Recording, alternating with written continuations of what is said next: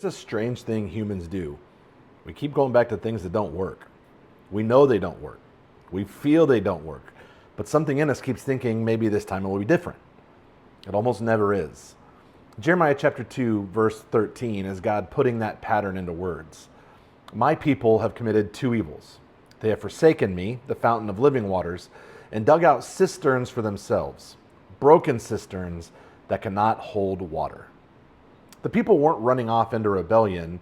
They were doing something far more familiar, trying to build containers that could hold life, joy, security, satisfaction, and those containers kept leaking. Let me give you an image. Imagine you're dying of thirst and someone hands you a beautiful clay jar. It looks sturdy, it looks dependable, but you scoop water into it, lift it to your lips, and the bottom falls out. You stand there holding a jar that can't hold a drop. That's the exact picture God is drawing. And here's the uncomfortable part. Every one of us has jars like that. Some of us pour ourselves into work, hoping the next win, the next bonus, the next "you're doing great" will finally steady us. Some of us change relationships. Some of us try to numb stress with food or screens or scrolling or busyness. Some of us hide behind competence and control.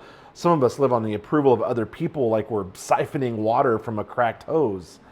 And every one of those cisterns might hold a little water for a moment, but they always leak. You can feel the leak when the high wears off, or the relationship breaks, or the job changes, or the distraction fades, or the applause stops. Suddenly, you realize you've been pouring your soul into something that was never designed to hold it. God's message in this passage isn't try harder, it's come back to the fountain. The one place that doesn't run dry, the one place the bottom doesn't fall out. A cracked cistern gives you a sip, a fountain gives you a source. If you've been living thirsty, it's probably not because your life is uniquely complicated. It's because your cisterns are doing what cisterns always do. They leak. So here's today's invitation. Name the thing that you keep expecting to fill you. Name the jar that keeps spilling. And then hand it back to God and return to the only place living water actually flows. You can't stay full drinking from cracks. You weren't designed for that. You were made for the fountain. What's the broken cistern you're most tempted to carry? Drop in the comments. Thank you for spending a few minutes with me before the noise today.